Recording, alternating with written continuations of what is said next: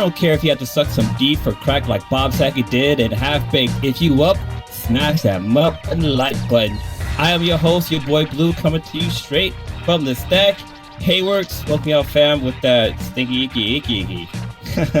Once again, we're back at it. On my far left is the oldest ninja in the world, Old Ninja. They call me Mr. Tibbs. And mix it up on the ones and twos, talking about on threes and fours is Kronos. The next variant is going to be Hot Rod, because that should be Unicron. I mean, wait, Omicron or something. Definitely a Transformer of some sort. Trip to knock. Just saying. They're immune. Trip to knock. Or Galvatron. Galvatron's the next one. All right, guys, we're back up in this Wednesday. It's 8:40, a little CP time, but we're back at it again. The world's still out there being crazy, but I know Kronos, you usually got some stats for us. I do have the stats. The listener of the week would be Funky_ZH. Thank you very much for listening. We definitely appreciate it. First in the chat is nobody so far, but sometimes my shit doesn't work correctly when we do this. So somebody could be in there. Right now. I just can't see you. All right. Casper's in there. Yeah. So we're back. We got some serious RIPs. Unfortunately, again. Oh, we do. People don't stop dying, but also people seem to forget that we don't live forever. So there's that. We're gonna die, especially when you're in your 90s and shit. You know, nobody makes it out of here alive. Indeed. Nobody gets out of. No free lunches or whatever. Well, hold on. Actually, before the RIPs, can we talk about? Can we talk about Old Ninja? Like what people are seeing. What did you say? You kind of broke up a little bit there for us. Oh, I broke up? Can we talk about what happened to Old Ninja? Because people are watching the podcast. Oh, yeah, man. I'll be wondering. Yes. Oh, so what podcast live? Got a bandage, big. So if you're listening to this via audio and you're in the future, or if you're listening to this in the future, like tomorrow or 2 years from now. So I haven't been feeling good the past week or so. So apparently I tested positive for COVID. So I've been bedridden the last few days, but yesterday I didn't really eat and we had the heat up pretty high. So I went up to turn the heat off, but I kind of didn't make it because I kind of blacked out and hit the wall.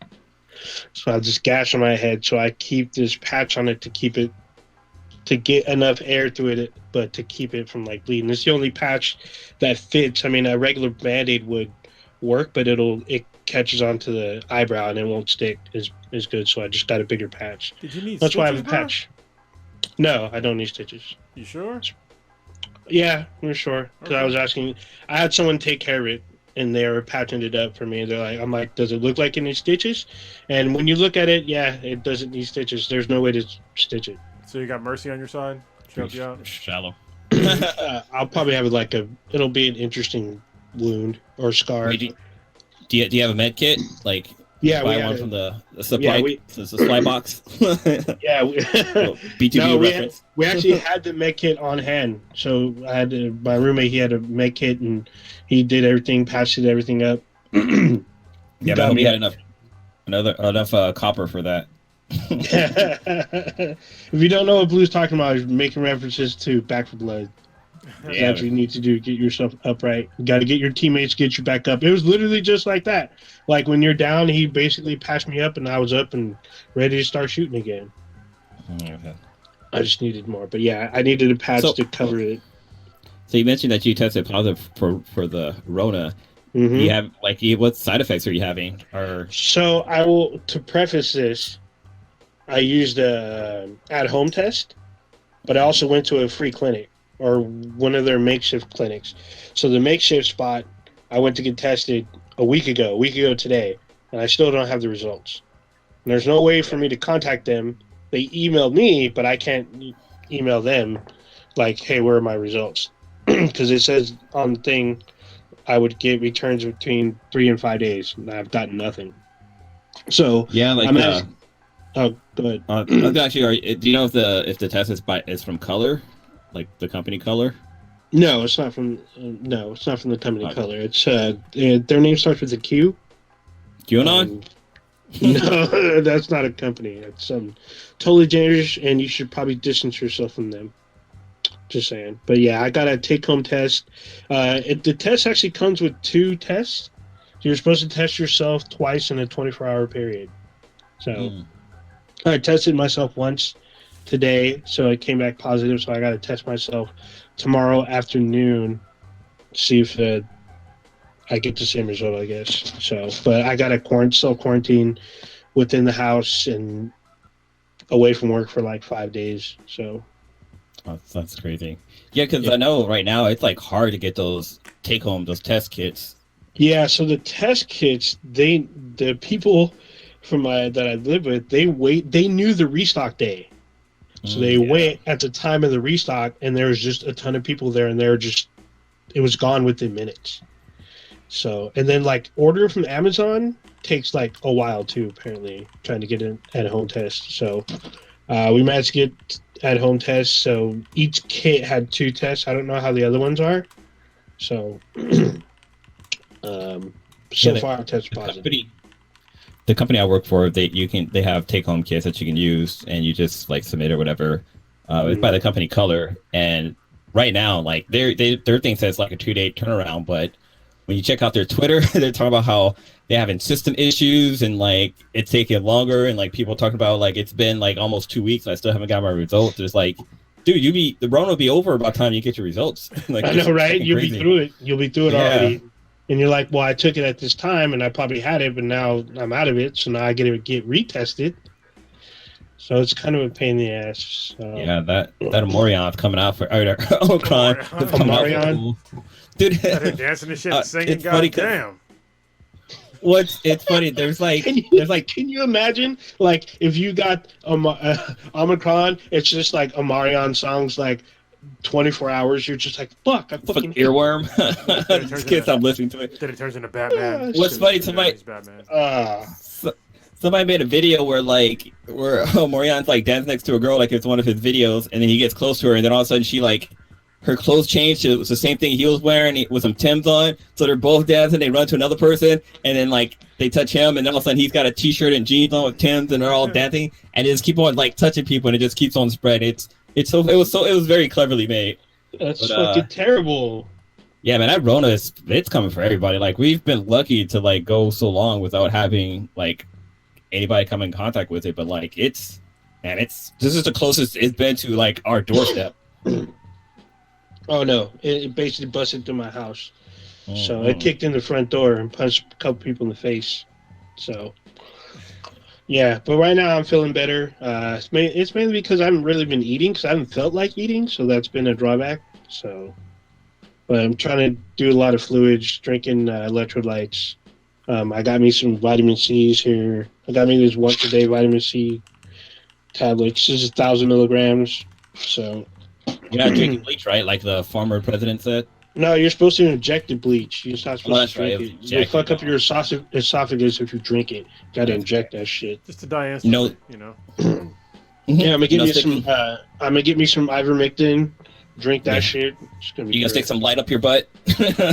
Light? I don't do anal testing. What the fuck? No, that's what he talked. That's another one of the things he suggested, like, using like light therapy or some stuff, and like, I think it goes in your rectum. Well, the funny thing is there is no such thing as light therapy, but it definitely doesn't work with the Rona. So, yeah. Anyway, let's get to the RPs. Right. Yeah, RIPs. We're gonna pour some out. We imported out some old English, I guess, here for our dearly departed.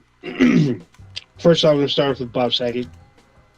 He played the quintessential family man and father in the hit TV show Full House from 1987 to 1995.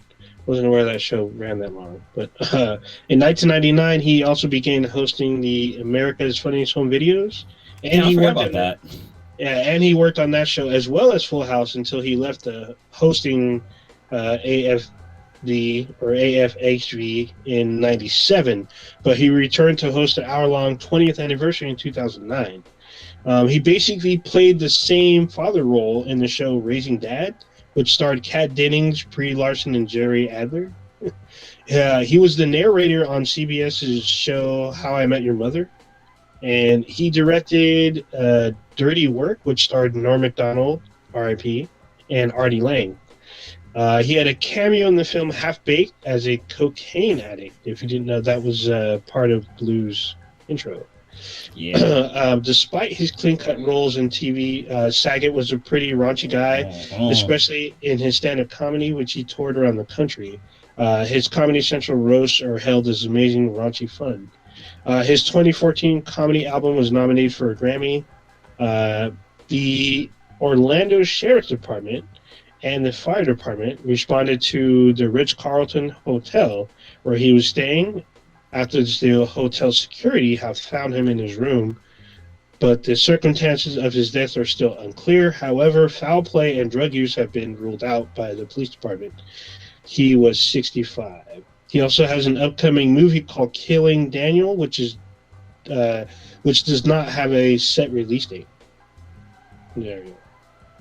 It's really funny. Like he did the voice of he did the narration on How I Met Your Mother, but the age difference between him and the guy he was doing the voice narration for, I think it was like 3 or 4 years. Like 3 or 4 years. I'm pretty sure he's way older than the guy. No, let me look it up real quick. Yeah, it's about the guy Toby, I think his name, or Thomas or something. He plays the older. He's like the older version of the kid because he's in his 40s in the show, isn't he? Well, no, like the actor. So Josh Tadner plays Ted Mosby, and he is currently 47. So now he's older. Never mind. Yeah, he's almost 20 years older. Yeah, never mind. Not that much older. I mean, he's very older. Yeah, he's almost a whole 2 decades older. Next up, we have Sidney Poitier. Sidney Poitier, born in Florida, but was raised on Cat Island in the Bahamas. So he is credited as the first African-American and first Bahamian to win the Academy Award for Best Actor.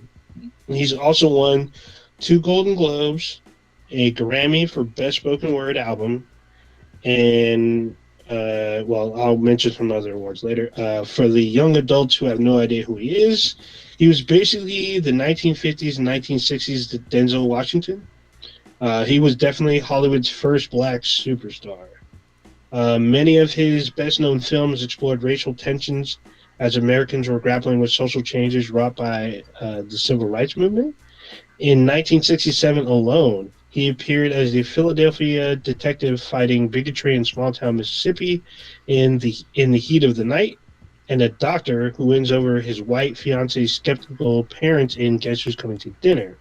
He started out as an understudy for Harry Belafonte on Broadway, which got him Hollywood recognition. He showed that black people, and black men especially, could be more than just laborers, but doctors, lawyers, and detectives on TV to the homes of white America. In 1967, Potier was commanding $1 million a movie, which was huge back then. And the filmmakers weren't sure they could afford him, so they struck a deal to pay the actor Scale the minimum legal amount in exchange for a percentage of the movie's box office grosses. So, although common in Hollywood today, it was a radical idea at the time. To Sir with Love was a financial hit, giving him a huge payday due to this deal. When Guess Who's Coming to Dinner came out that same year, which featured an interracial marriage, it was still illegal in 17 states, mostly southern states, until June 12th, 1967, 6 months before the film was released. He would go on to direct movies such as the Richard Pryor, Gene Wilder Stir Crazy. He played Mandela in a TV film. He was also on the board of directors of the Walt Disney Company from 1995 to 2003. He was named an honorary Knight Commander of the Order of the British Empire by Queen Elizabeth II in 1974, and he was the ambassador of the Bahamas to Japan and the ambassador of the Bahamas to the UNESCO, or the UNSCO. He is the recipient of the Presidential Medal of Freedom by Barack Obama in 2009. He died at his home at the age of 94. Yeah. Wait, did you say he was knighted by the Queen Elizabeth? Yes, he has a honorary Knight Commander. So does that make him a he's a knight? sir. A sir. Also, I guess he holds the title, but it's not Sir Sidney Poitier. But I guess some people refer to him as Sir Sidney Poitier. But he actually has a separate title. Give me 1 second. It's whatever. KBE, which is the Knights British Empire. Whatever. Most Excellent Order of the British Empire. There we go. It's crazy, man. This is like the second celebrity that had like kind of an impact in Hollywood as far as like black people go, because we had like Betty White who passed away, where she had her show where she had an African American guy on there, and like, you know, she was trying to make changes in how people view things. She made changes on a lot of things, and she wasn't afraid of roles. She wasn't afraid of roles that like skated on racial taboos. Like, we were watching Bringing Down the House. She plays like the old, like, waspy kind of neighbor. One of the best lines in the film is because Steve Martin and Queen Latifah, he like hides Queen Latifah. Betty White comes out and says, "Are you okay? I thought I heard Negro." That's like the best line in the film. I couldn't believe how fucking hilarious that was. But every time I think of Sidney Poitier, I know I talked about this in the chat, but I think about that movie with Will Smith called 6 Degrees of Separation, where he plays a con man who says that he's Sidney Poitier's son. And that's, it's not just he was conning dudes' booties, is what he was doing the whole movie. Yeah, it was. Yeah. Yeah, there's a scene in there that's funny. There's a lot of scenes that are kind of funny. But so he's the movie's hella old, spoiler alert. But there's a scene where he's getting, I don't remember if he was getting like butt movement or if he was like taking some defensive cocaine. I haven't watched it in a long time, so it's been a minute. It's a good film. All right. Yeah, it's so quick. Sorry, fellow segue. So when Will Smith in his book, he talks about doing that movie, and that was kind of his first movie, and he mentioned how he got into doing like method acting, but he did method acting, but he didn't know how to turn it off. So his whole personality became that character, and actually had like an impact on his first marriage. Like he just kept on like acting the same and still kind of had like the same swagger and all this stuff. And like he literally had to hire his friends to come back up from Philly to bring back Will Smith. Like even when he was doing the Fresh Prince of Bel Air, like they had to cut some of his lines because he wasn't Will Smith anymore. He was the character from the movie. I can't think of what his name is, but it's that we just talk about that. That shit was kind of crazy. I think it's like season 3. Like Will doesn't have that many lines because of that whole method acting he did. Huh. Holy shit! This movie is based off of a real life story. It's based off of a real con man named David Hampton. Holy shit! I did not know that. That is wild. And the picture of the guy looks like he could be related to Will Smith. It's so wild. That's wild. Yeah, I didn't know this was based on real life, but yeah. Where are we going first? There's a lot to talk about. I mean, have everybody seen the Book of Boba Fett? I have not, yes. Unfortunately, because I fucking forgot that was still going on. I finished watching The Witcher and some other shows, and Cobra Kai, and you finished Cobra Kai? Yeah, I finished Cobra Kai. Yeah, I finished it too. See, I did reverse. I finished Witcher, but I haven't finished Cobra Kai. But I've been watching Boba Fett. You guys want to go and talk about Witcher? I haven't watched any of the new season yet. What? Of Cobra Kai or The Witcher? No, it's funny because right now, two of us have seen all of Cobra Kai, one hasn't. Two of us have seen Boba Fett, one hasn't. Yeah, two of you guys finished The Witcher, one hasn't. Like we're all like, it's like a fucking stalemate. Well, then fuck all those for right now. Let's talk about the. No, I don't want to spoil it for. Oh, we can go. We're talking about. I was gonna say we're talking about Will Smith. Have y'all seen the Bel Air trailer? That's what I was gonna suggest as well. So yeah. Okay. What did you guys think? I thought it was good. Like I actually was like, God, this can't live up to like the original, but it's more modernized. Like it's it takes place in like real world instead of just like on a set. Like that's the appearance it gives. But yeah, they just they kind of modernize it, like the whole thing with Will and like the basketball court. In the original one, he was playing b-ball outside of school with a couple of guys that were up to no good. So big trouble in the neighborhood, right? But yeah, he gets in a fight, blah blah blah. He ends up in LA. But this one, like like he pulls a gun, like a gun is pulled, and like he shoots at the sky or whatever, and like he's actually in real fucking trouble. So like he moves down to LA, but like some of the characters are different too. Like Carlton is more, I guess I want to say he's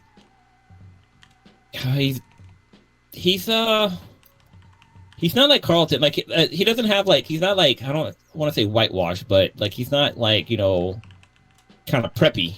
I didn't get that impression. He's more kind of laid back or whatever. But Ashley and Vivian, not Vivian, Ashley and what's her name? What's the older sister's name? Hillary.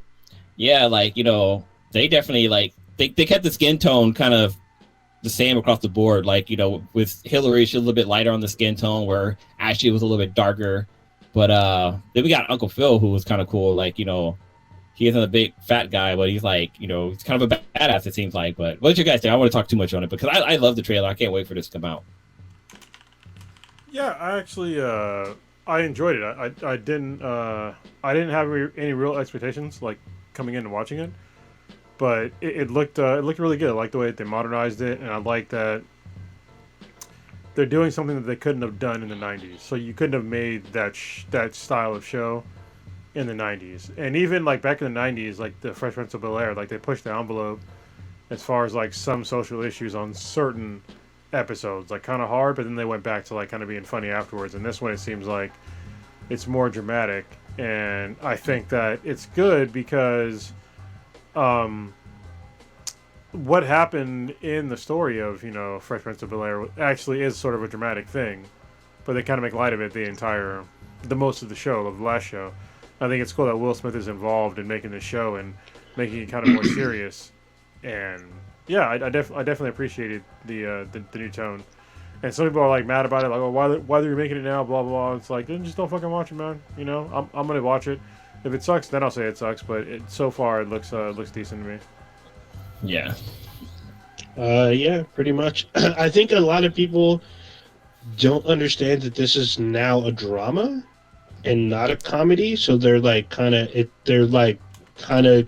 malfunctioning a little bit because they don't know how to accept this as something new, like the same themes, but at least in the beginning, but expect this to have a much more darker and more probably character-driven kind of stuff. I feel like each character has their own little dark secret, and we start off with Will's, and we're gonna probably find, more stuff. Don't be surprised, like Uncle Phil's having an affair, and Hillary's like, okay, doing coke, or no, it'll probably be, it's usually the young one. Ashley will probably have like a drug problem.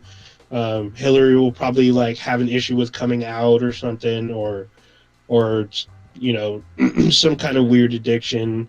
Viv or Aunt Viv will probably have some weird vice that's going to be, jarring or whatever. Or she's like the leader of some like syndicate or something. So there's going to be some. I'm pretty sure there's going to be some pretty messed up themes. I mean, yeah, they're supposed to be working together to help Will.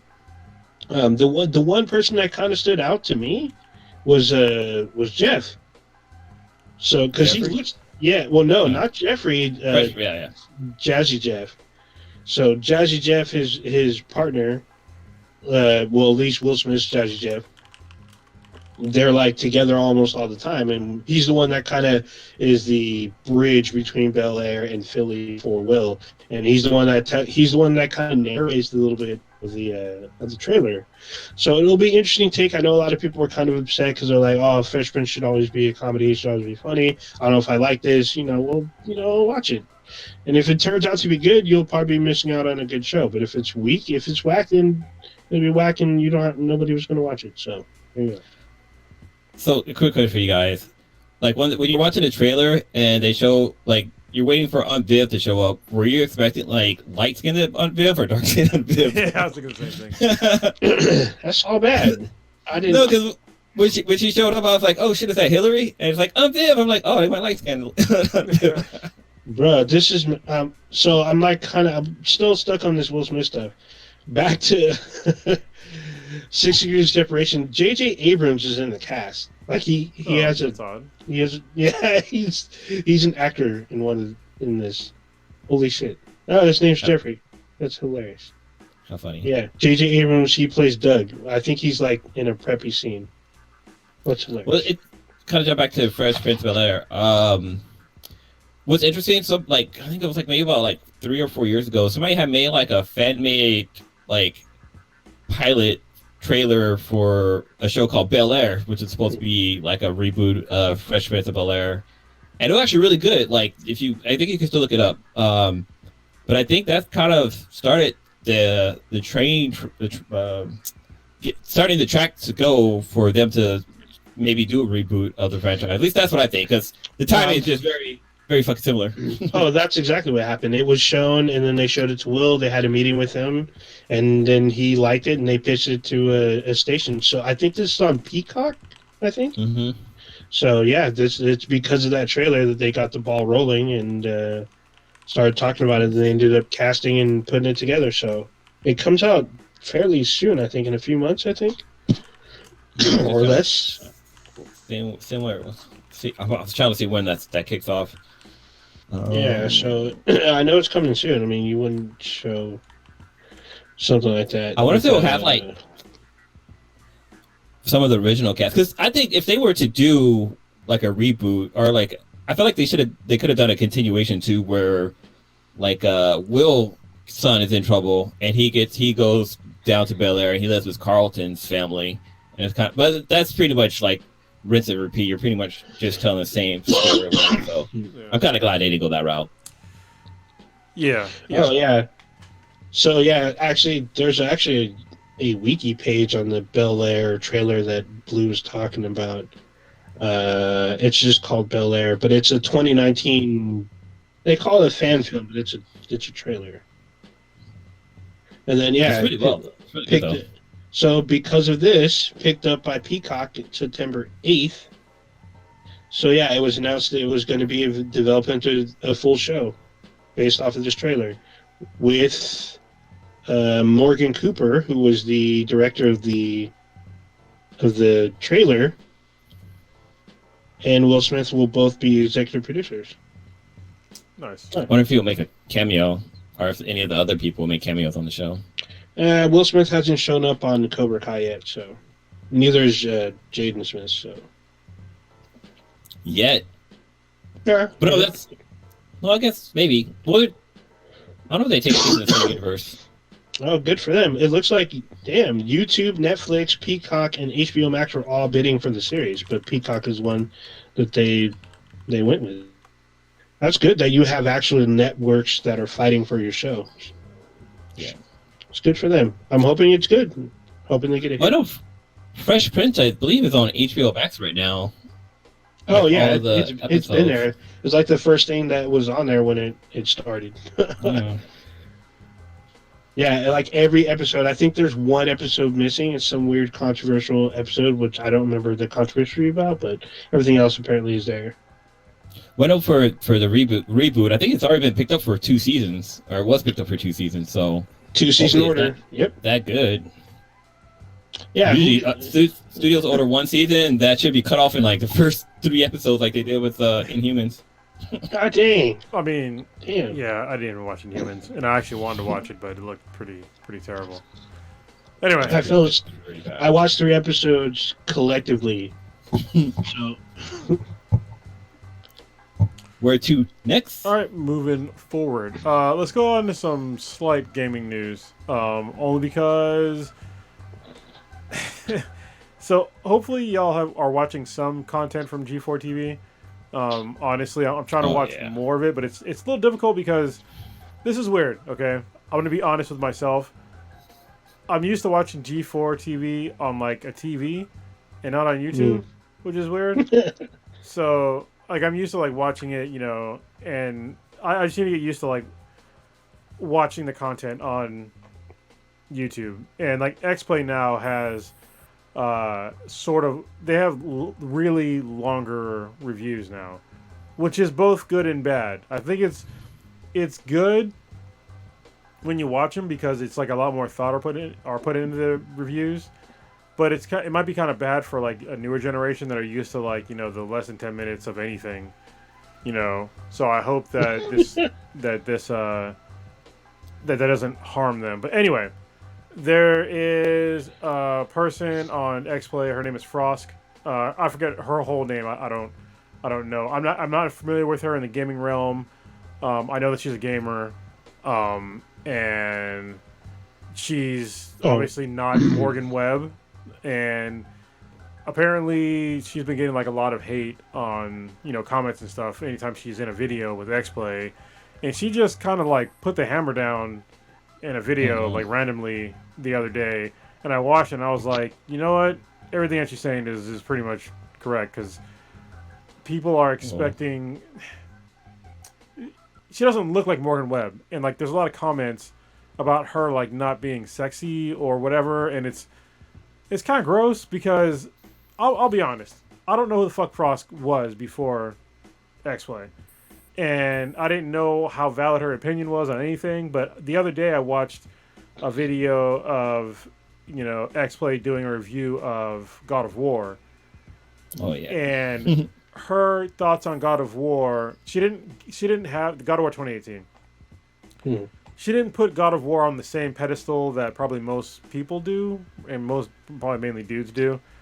And when she first said, she has an opinion that people probably won't like, but she didn't think it was the greatest game ever, I was like, huh. But then she explained exactly why she thought that way, and I was like, oh, okay. So she has like super valid opinions on like why she didn't like, or why she didn't put it on a certain. She liked the game, but like why she didn't put it on the same pedestal as like other people did, because the older games. Go ahead. Okay. No, sorry, I was going to say what you're about to say. Well, because the older games they're juvenile as fuck.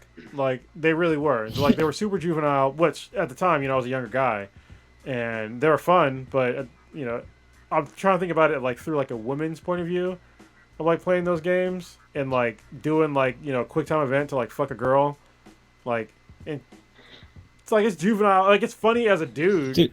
But it'd be like kind of like what the fuck as a woman, Like even on the PSP game, God of War game, like there's a scene there too where he smashed two chicks and there's pixelated titties. It's like when I was playing, I was like, whoa, what the fuck? Like I would imagine be able to see like boobs on my little PSP.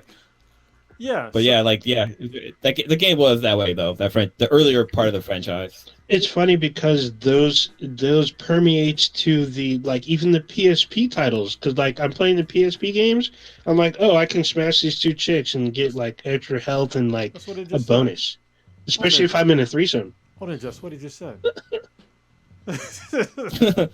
Well, no, I said the PSP games. That's what Blue just said. That's what I was talking about. Oh, my bad. I thought you said PS4. I missed PSP. No, yeah. Okay.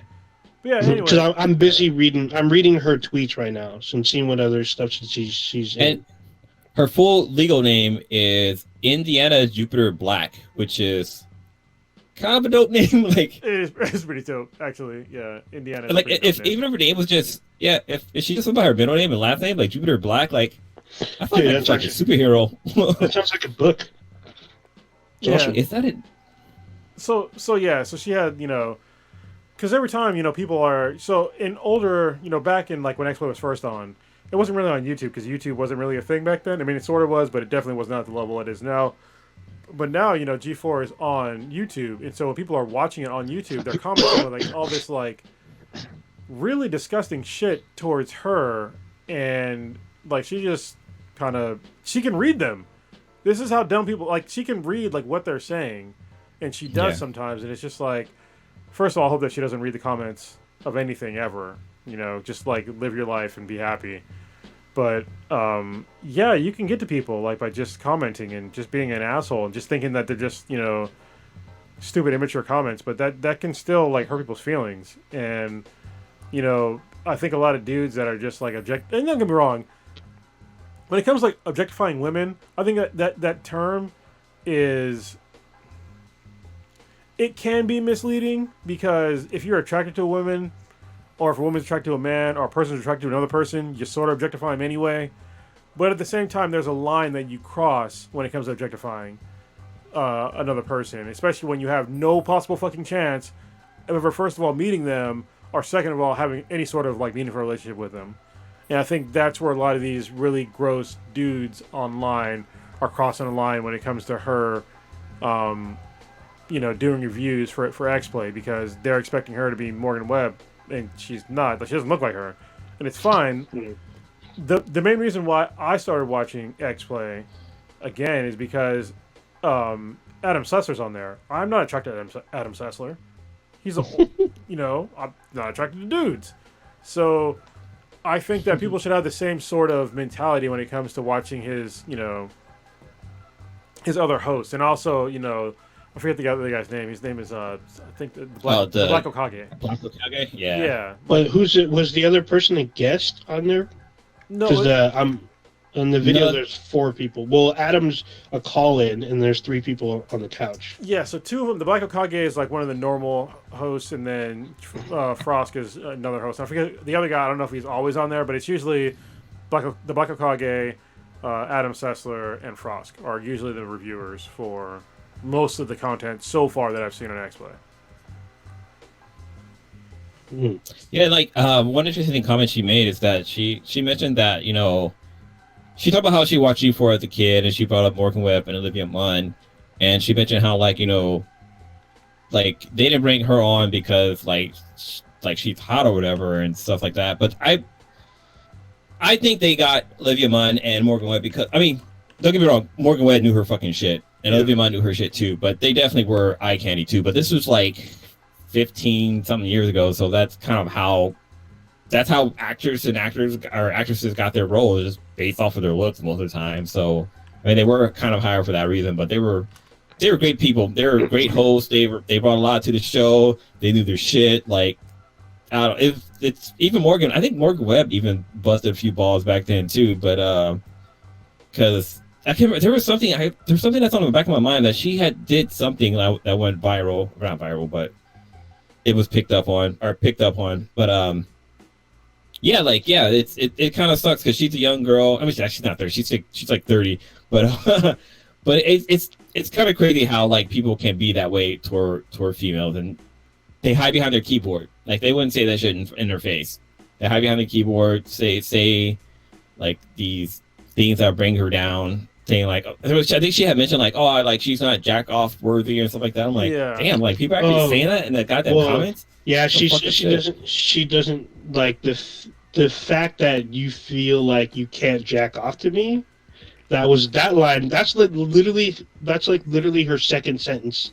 Yeah. In her rant, I'm like, dude, that's all bad. Like, the fact that you need to write that comment to this person, thinking that she's probably not going to read it, but then there's other people liking your comment and saying similar comments to that, is disturbing. But yet I feel like they're just your common troll in the middle of America that knows that they're not going to come for them. I say start calling them out. Call out these people that are doing this shit and they'll get flamed. For sure, and they'll end up like shutting down their accounts. They'll probably get kicked off of that platform, most likely. But people are probably going to say, it's woke culture and cancel culture. No, it's not that. It's like you can't sit there and be super disgusting to somebody and like expect no backlash at all for that. Like it's not. That's not woke. It's just you shouldn't be insulted by people. Yeah, stop being shitty people. Shitty. Like, seriously. I mean, we've had a fucked up comments on this, on this podcast, and it's just like, sometimes I'll respond, but other times I'm just like, whatever. Like, your life is obviously way worse off than mine.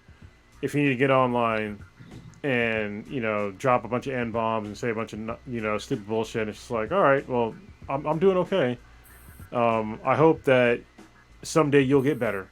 But right now, you're in some terrible place where you think that your negative voice to call out somebody's, skin tone on the internet is somehow valid. And it's just like, this is like one of the bad things about like the internet. I remember when the internet first came around, it was fucking awesome. It was fucking awesome. Yeah, it was. But it also was awesome because I think it was mostly goddamn nerds that were on here. It was mostly legit nerds. And now it's just like all these fucking just clowns with like they're just dumb as fuck that will just say anything for, you know, for the limelight or just to get a vote or a like or any sort of reaction, negative or positive, just to make somebody else's day shitty. You know, it's like, come on, man. And don't get me wrong, like in the past, I might have, you know, said some shit that's been fucked up, but I apologize for some of it. So he said some of it. Yeah, I mean, some of it. I'll still carry a bat. Fuck that shit. God dang. Yeah, it's just. I mean, what did I just watch, or was it we were talking about? Like someone was saying that it's because of the internet, everyone now has a voice, so now everyone feels like they need to be heard. And so they use whatever outlets they can. And in most cases, it's multiple outlets. So you can literally copy and paste your bullshit, log in to one site, paste, log into another, paste, send. Hit up Twitter, Reddit, Facebook, Instagram. What's the one? Yeah, what's the big one that they're 4chan and 8chan? Oh yeah. Parler, or if Parler's even around. I'm sure Parler's out there somewhere. There's probably other how should I say this? Some very heavily reactionary sites that will say, hey, this is free speech, but people don't understand that on social media, you're on someone else's platform.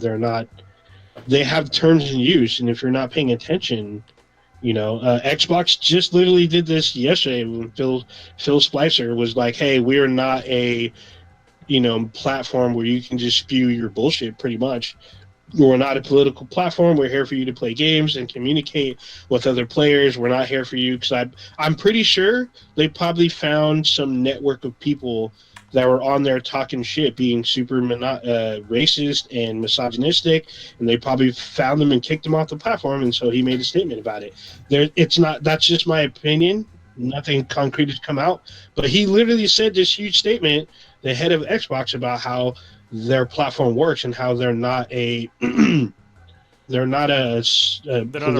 not a free speech platform. Yes, they're not a free. Yes, no corporation is a free speech corporation. The vast majority of them are not a free speech corporation. Exactly, and so they run it how they want. They have rules and regulations. If they don't like what you're saying, they can kick you off, and you have very little ground. If you try to sue them for doing so, you're going to lose. You're going to be wasting time and energy because you didn't read the terms of use. And you're like, judge will be like, you fucked up. We're taking your money, get out. It's interesting. There was, that's what it's called. I found it cool. So I remember with Attack of the Show, this was back when early streaming service and video chats and stuff was kind of kicking off. But they used Stickam. They used to have live Stickam feed where you can be in the chat, whatever. And I've gone in there a few times and chatted with other people, but nobody was, well, maybe because it was Olivia Munn, but nobody was in there talking about oh, I'm whacking off to you, blah blah blah. People are like, hey, I love the show, Olivia, you're so hot. Kevin, you're funny, but you're short, or something like that. It was people being respectful, and it was cool because I can't think of her name. What's the name of the other gamer girl? The redhead. Shit, I know what you're talking about. I know something Blur. Isn't she another Blur? Or there was a Blair, but she did the comics. No. Yeah, it was her. She was in the chat, and it was cool because she was doing a live stream. I was like, oh my god, you're so beautiful. I love the reviews and stuff you gave. And she said my name. She thought, oh, Tech 12, that's such a good compliment. Thank you very much. Keep watching the show. Oh my god, she noticed me. Senpai noticed me. Yeah, Senpai noticed me. But people were respectful back then. But now we got I don't know, everybody just got their opinions that doesn't need to be heard. Yeah, but I give props to Morgan Webb because she has a degree from she has a science degree from Berkeley. Berkeley, right? Yeah. So she knew her shit because she was on Tech TV before it was G4 TV. Yeah. So she was doing, before it was gaming, she was doing up and coming tech. like her and Adam Sessler before they went into X-Play. So I give her mad props for that. I mean, yeah, she's not bad in the eyes, but I actually respected what she had to say because she had an opinion about new technology that was coming out. The pros and the cons. Like, hey, this product's good. You know, they show you the pros and cons and then what it can and can't do. And I'm like, oh, well, this is, if it fit my needs, I'm like, oh, I'm going to look for this product. If it was shit, then they would like tell you, like, hey, this product's not very good. These things need to get fixed and it'll be a better product. And I'm like, oh, that's actually really helpful. So, yeah. So, yeah. That's that. Where are we gonna go next? We haven't talked about this in a minute. It's been on here for a while. It's with gaming. Multiverses. Y'all see this? Because apparently everyone's we didn't talk about this. It got announced a couple months ago. Oh yeah. No. It's basically another smash up brawl. Like, I guess it's all of WB's characters. I think it's all of them. But it's not just WB. There's like DC in there. Yeah, there's DC. Well, there's DC. I think Hanna-Barbera, Cartoon Network, and then like two other ones where you get to fight each other. Like you have Batman versus Shaggy. There's actually like it's like a 20-minute video of like some of the characters are working on. They had like Superman, Wonder Woman. I think. Was Garfield up in there? I think the Peanuts maybe. There's just this super crazy mashup of like characters that is supposed to be out pretty soon. When the video came out, it was 2021. They say the game is supposed to be out in 2022. I don't remember exactly the date. I don't think they had a street date. But did y'all see this? What do y'all think? Yeah, I saw it, and when I mean, the concept seems cool and all, but it just seems kind of seems like a mess. Just because like some of the character proportion is kind of weird compared, like Steven Universe is in it, there's a scene where he's fighting against Batman and Bugs Bunny, and it just it just seems wrong. Like I mean, like in concept it sounds cool, but like I don't. It's just you never know. I mean, it could be a great fucking game, but just. I don't know. It just seems like a fucking mess. I thought about that with the whole Nickelodeon Brawler one or whatever. I mean, that looks weird, but it looked kind of fun. This one still kind of looks fun. There's like, So here's some of the roster. You got Arya Stark, and you got Finn from. You get Finn from Adventure Time. Shaggy. I don't know what this thing is. Rain Dog. I don't know what this is. Rain. I guess it's like a dog / reindeer. Tom and Jerry, Steven Universe, Shaggy, Wonder Woman, Batman, Superman. Oh, and Jake the dog. And I guess more characters to come. Oh yeah. Oh, Animaniacs. Ruby Rose. Raindog is what's the name's son? Is Jake from from Adventure Time's son, which is weird. He's not a major character. He's not, but he's on the roster. So Arya Stark's another strange one, but I guess sure. Oh, Harley Quinn's another one because she's in like the there's like a title picture, so she's in the title picture, or at least her hammer is. Yeah, Bugs Bunny. I believe for Shaggy, they gave him. I think I saw a trailer where he has Ultra Instinct. So there's this whole thing that Shaggy is the strongest man on the planet, and he's like fighting like Goku and stuff, and he goes Ultra Instinct, and I think they have that. They actually play that. It could have been a fan made thing I came across, but apparently he has that ability in the game to like go Ultra Instinct and start kicking ass.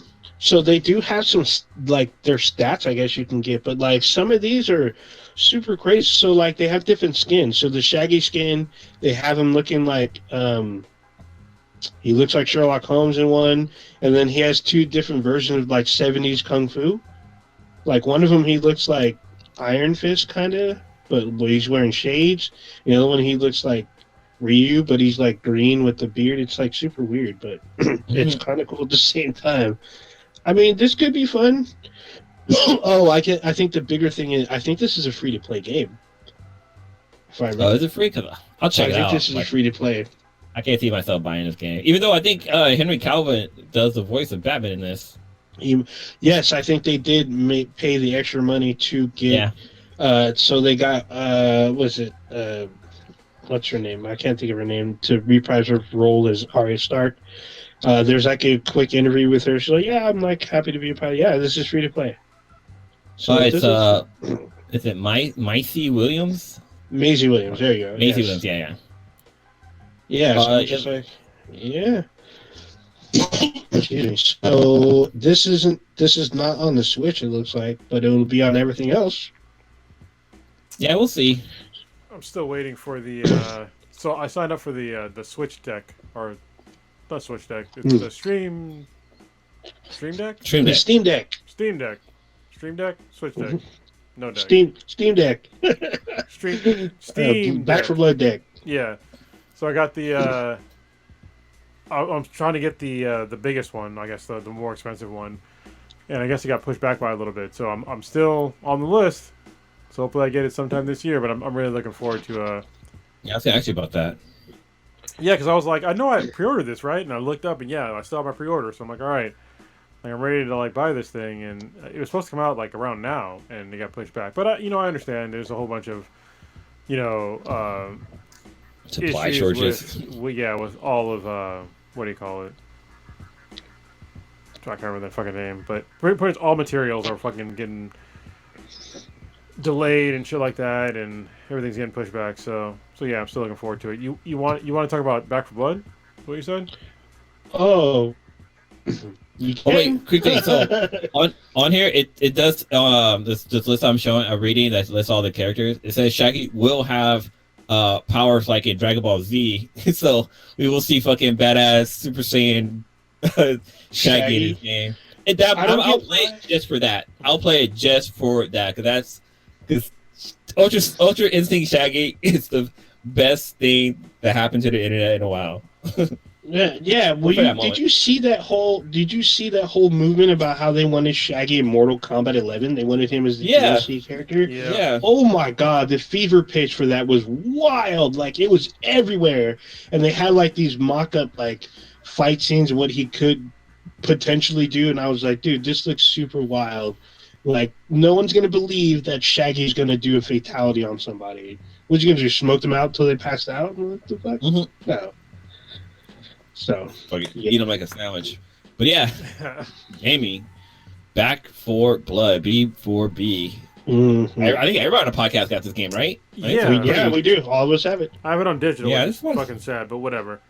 It was on. When I looked it up on digital, I can get the Ultimate Edition for like the cost of like a little less than the cost of the normal game.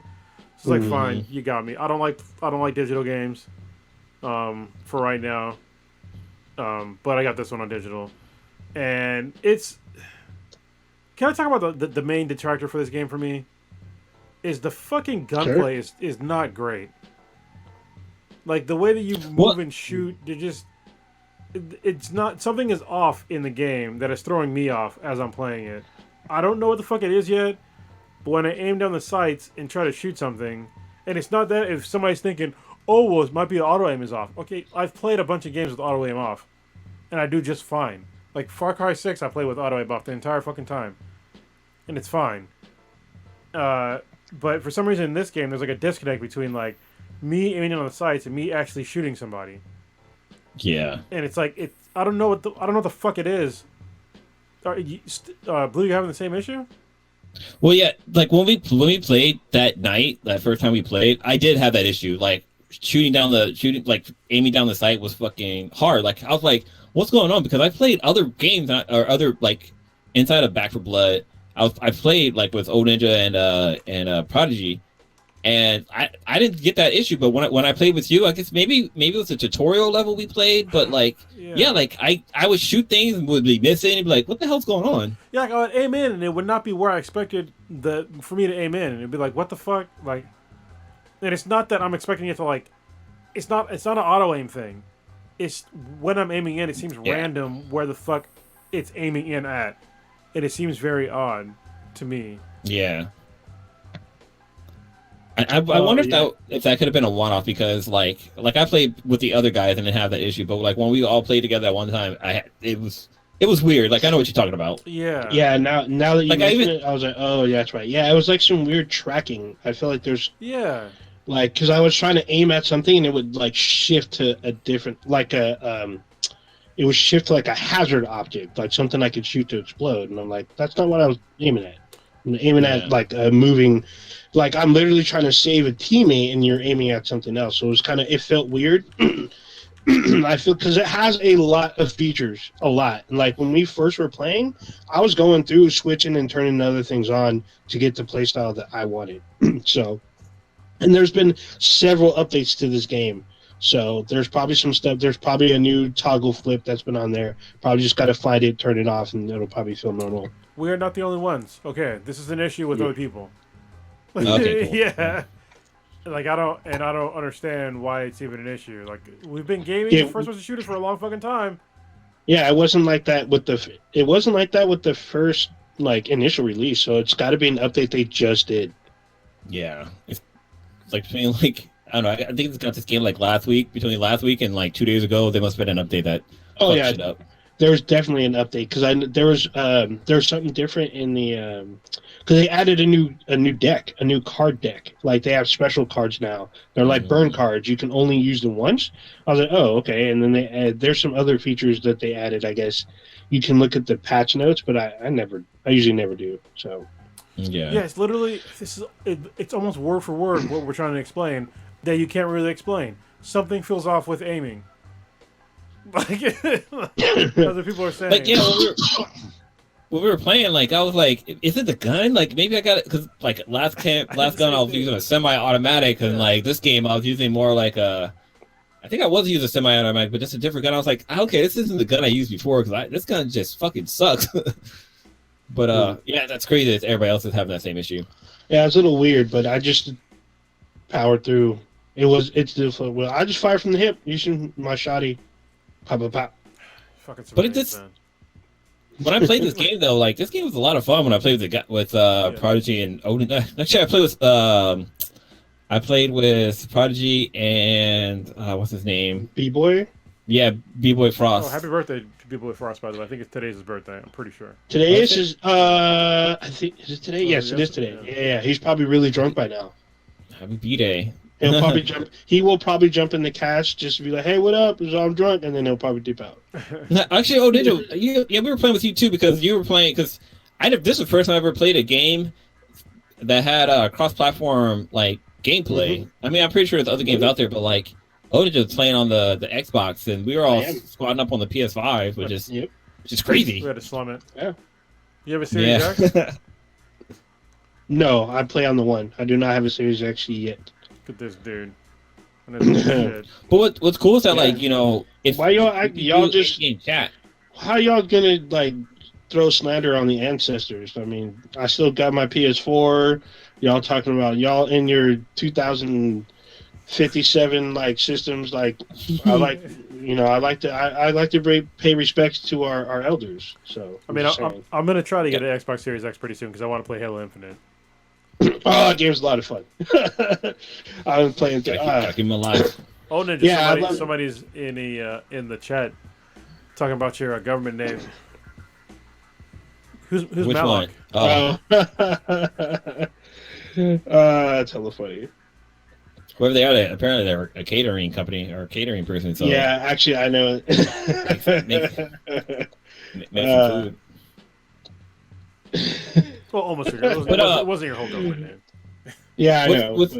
What's interesting with Back 4 Blood is that like their whole like card system. Like, it took me a while to understand like what the hell was going on, but like it's almost like you're playing fucking like I want to say Pokemon because like you have to do this, but it's like not like Yu-Gi-Oh! There's no trap cards, but I can't think of what like card game there is. But yeah, like.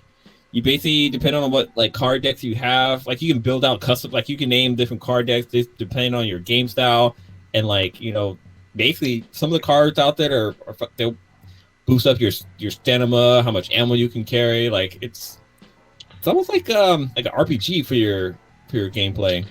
Kind of, but yeah. I mean, it's just funny because like you can build multiple decks. I have like 7 decks, but you're only allowed 15 cards per deck. And you can specify them to play, how you want to play. You can build a sniper deck, a melee deck, a speed running deck, where you want to speed through everything. Just try to take either minimal damage or high damage and then just run through.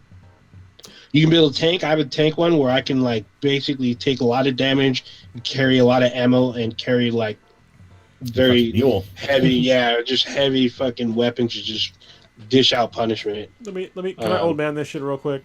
I have a problem with the whole like building a card deck thing. It seems stupid nerdy to me, but what doesn't seem, which is exactly the same thing, but called a different word. It's just building a different profile.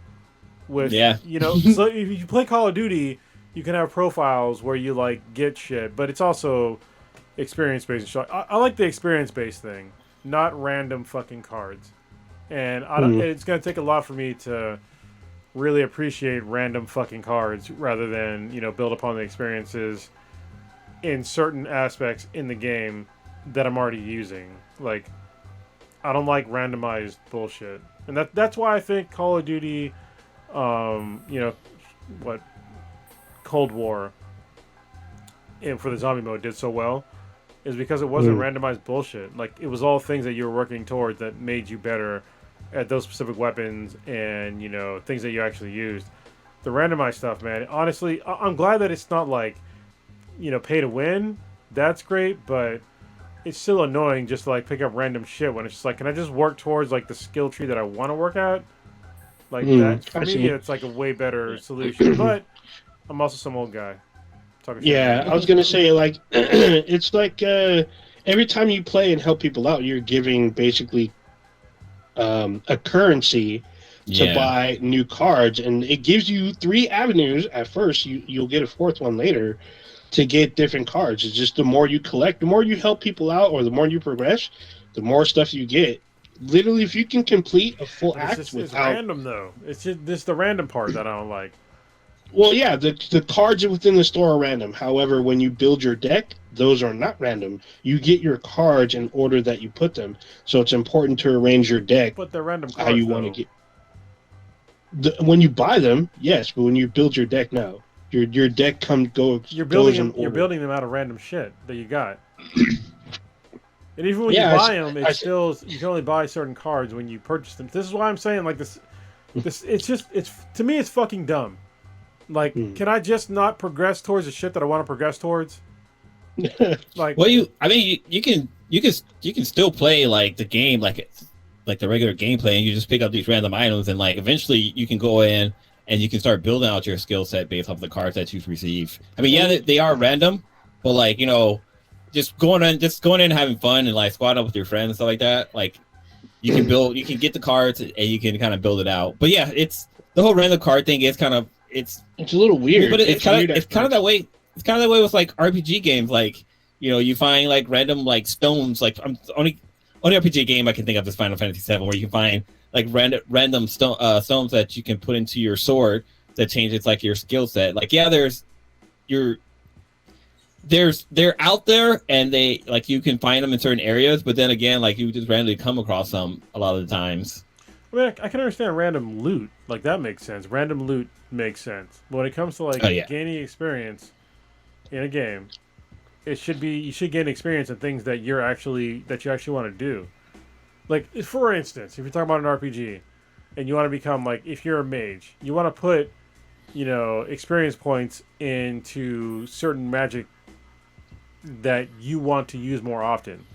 So say you don't want to be a healer, you want to be a fire mage. You put more points in fire magic than healing, but in this, like, it randomizes. So just imagine being a magician, but you're given cards of random fucking magic shit, and hopefully you get the ones that you want, but you don't know because it's all random magic shit.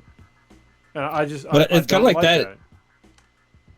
It's kind of like that in Borderlands. Like, you'll like, because they have like 4 different characters, and sometimes you'll get like a weapon that you can't use because it's meant for like a different character. That's loot, though. I have no problem with random loot, but when it comes to like your actual skills, It's not random. Like, you have skill trees. Like, okay, I want to use these skill trees to get better at these certain things that I want to get better at because this is the kind of player that I am. But when it's random, like, skills and, like, I don't like it. But they're random boosts, yeah. Yeah. I still play the game. It's joy to play with you guys. So. Yeah, so I'll put it the mechanic of the basic, I guess, because each character has their own specific skill trait as well as team trait or team stat or whatever. But the cards you can collect and enhance those, because technically you should be able to survive with very minimal cards. You should be able to still make it. But if you're doing like Chronos suggests, you would have to stick with one particular character, and then like you're stuck with them until you build them all the way up. In the game, once you pick a character, you're locked from that character. You can't have two of the same characters. You can't have two mages or stuff like that. So this gives you the chance to hop around with different characters with their separate team and individual stat or perks, I guess. And each one benefits the team in a different way. They also benefit themselves. Like the doctor, for instance. The doctor can heal faster than everybody else, and then like I guess they get one free heal to every team member. So like when everyone's low and you're in a tight spot, the doctor can heal you once per level, and that works out. But then if you get stuff, there's stuff that gives you like extra copper per round or whatever. I mean, that's not really too necessary, but it helps out. I'll take. I mean, no one's gonna say no to money, so I'm just saying. I mean, it's been pretty fun. I think when you collect enough cards, you'll be like, oh, I can build whatever I want now. So, I don't know. I preferred zombie mode in Black Ops, but I'm getting used to it. I understand that there's like some cool things in this game. I like the fact that they had like the sort of mini bosses kind of strewn throughout. I like the fact that everything's kind of randomized. I really appreciate that. Like the game director thing really does a good job of randomizing the playthrough. Yeah. So that part's really cool. Getting to safe rooms is pretty cool. There's a lot of aspects of the game that are really good. It's just a couple of minor things. Obviously, I'll play with you guys when I get a chance. So yeah, I mean we're playing at the normal level for now, but I think that's where I think that the cards kind of don't matter. The cards kind of matter when you amp up the difficulty. Then you need the cards, guaranteed. Yeah. If we have the difficulty, I would 100% need that fucking aiming shit fixed. I cannot play the game without the aiming shit fixed, like on a higher difficulty. Yeah, you mentioned the whole randomizing thing. Like it's crazy because like we played one level, right, and we ended up dying to redo that level, and like we got like probably like I would say about like 75% into the game, and we died. Where like everybody died or whatever, and so we played it again. We died in the first fucking like zombie swarm. Like it was like what the hell, like dude, like yeah. Like the weapons that they have in like the safe room, they change. There's like there's some doors that you have to have like a lockpick to be able to get into, and like they'll have weapons in there, but those weapons change. It's like it's fucking crazy. But then also it depends on who you play with, because you can play with some little kid, some little 7-year-old. Yeah. Yeah. Oh, like, hey guys, I've never played this, but I'm gonna race to the safe room, and then I'm gonna die right when I get there. It's like, wait, what? What's going on? I really don't think that, because we played this little 7-year-old, and like, it's fine for playing with a kid or whatever. Like, no, wait, that didn't sound right at all. Let me give a suggestion. Okay. Let me give a suggestion to the gaming industry. This is what you need to do: make age brackets when it comes to like randos in gaming. Like, I don't want to play with somebody that's under the age of 18. Honestly, I don't want to play with somebody that's under the age of fucking 35 at this point in time. So, or maybe 30. 35 is probably a bit much, but maybe like 30, maybe 25.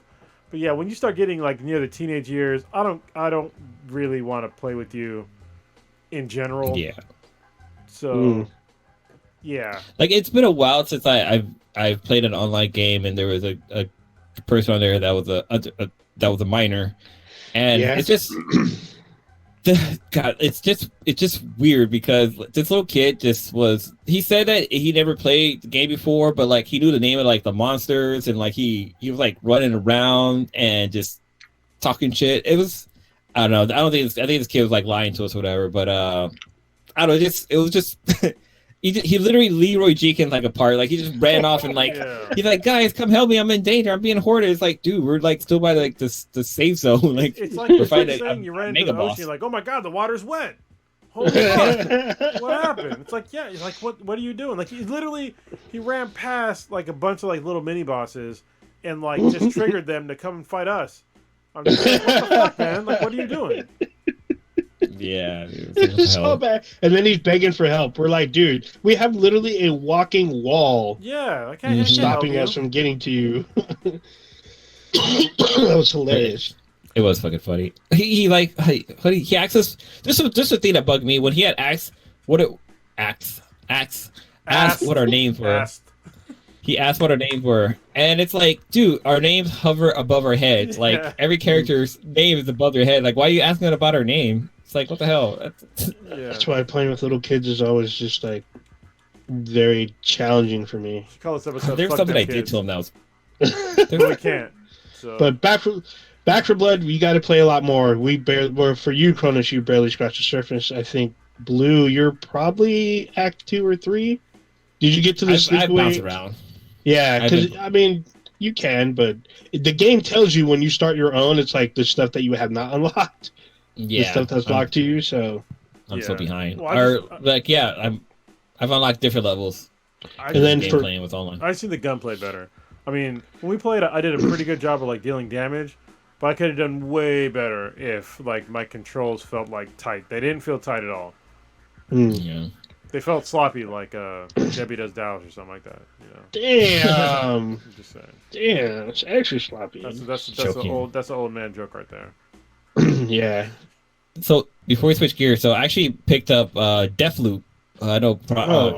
Chronos is playing this game. So this game was. I think it was like, I could pay like $25 on PSN, the PlayStation Store, and I picked it up for a couple of weeks ago.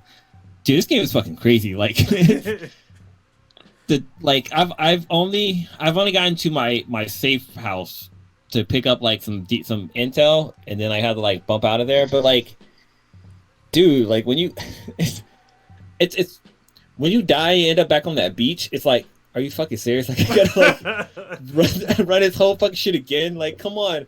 But the concept is cool as hell though. Like, you know, if you die, but I don't know. I need to play more or continue playing more of it. But like, yeah, this game it's fun. You definitely have to be stealthy.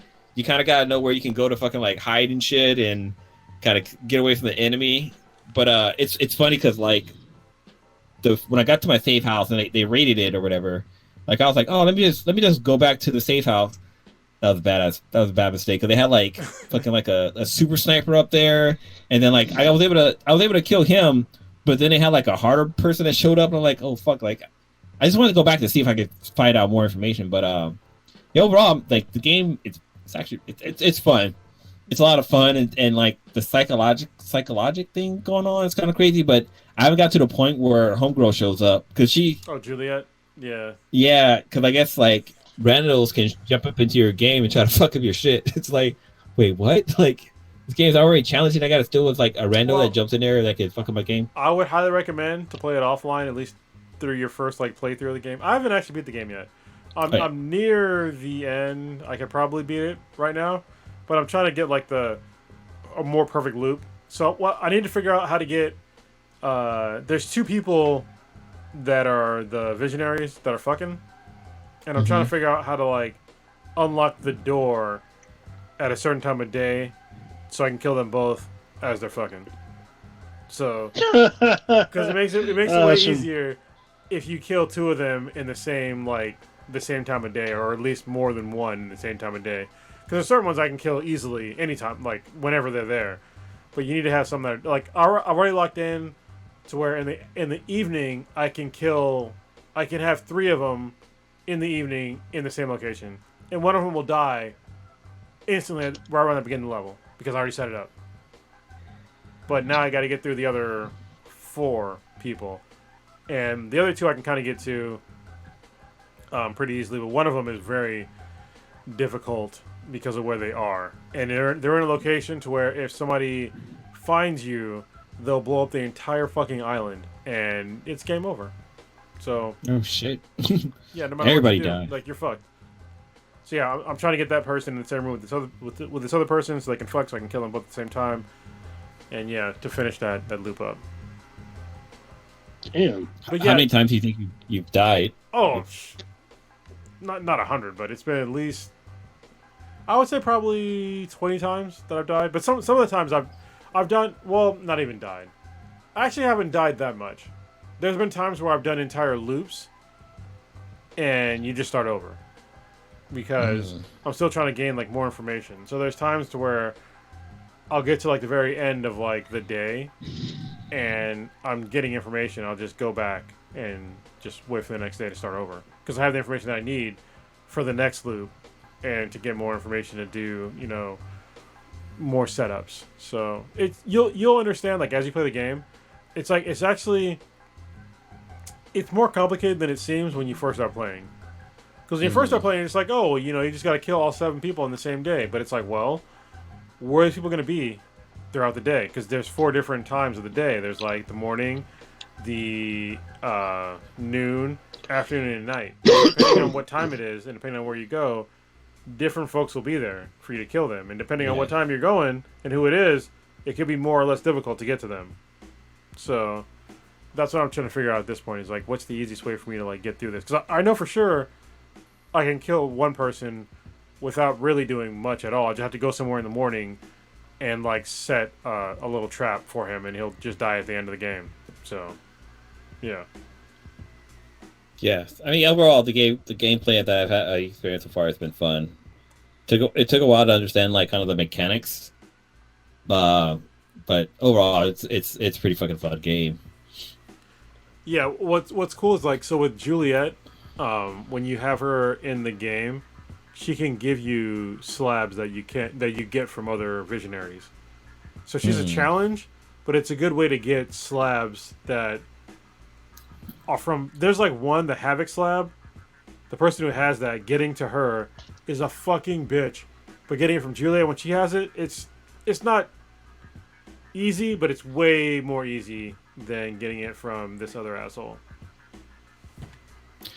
When you I believe I don't know when it happens, but I think either when you pass a game you can start playing as Juliet. But like, is that when you're able to jump into other people's games and yeah, fuck up their shit? That's where you can protect a loop.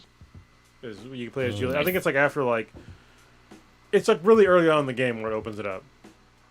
Oh, okay. That was when you pass it. No, it's like it's super early on in the game when you can open it up.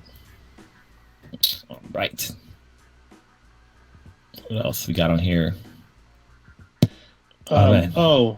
We talked about Call of Duty briefly, but did y'all see that Call of Duty did a crossover with Attack on Titan?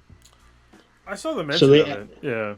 Yeah, they added Levi to one of the factions. I don't even know the faction, but there's a video of like Levi flipping around and stuff with his gear. ODM I was just gear? like, what the hell? Yeah, I was just like, what the hell? Does he like just use swords? Does he not use a weapon? I don't know. I guess you can use a weapon, but I don't know if you can do some ODM stuff. Maybe, I don't know. It looked kind of weird. There's a trailer of them with their crossover thing. It's kind of funny looking. I mean, if you can use ODM, so they have what's cool is in like this latest season of Attack on Titan, they have like these ODM like scouts that have guns that are for people and they're not used for Titans. And so they did the same thing with Levi. That'd be pretty dope. But he's like extra lethal with like the ODM gear and swords. So, but he's super mobile.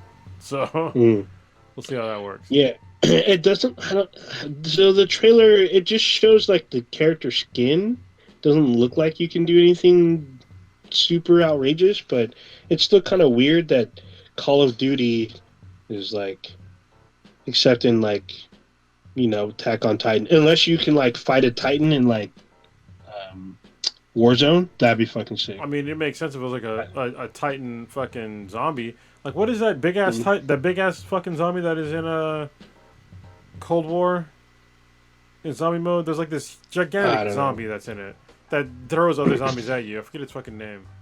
What the hell? See, I never played that far. Oh yeah, it's like you can only kill it with like a full squad. Like you can't solo it. I tried and it was just like I'm running out of bullets.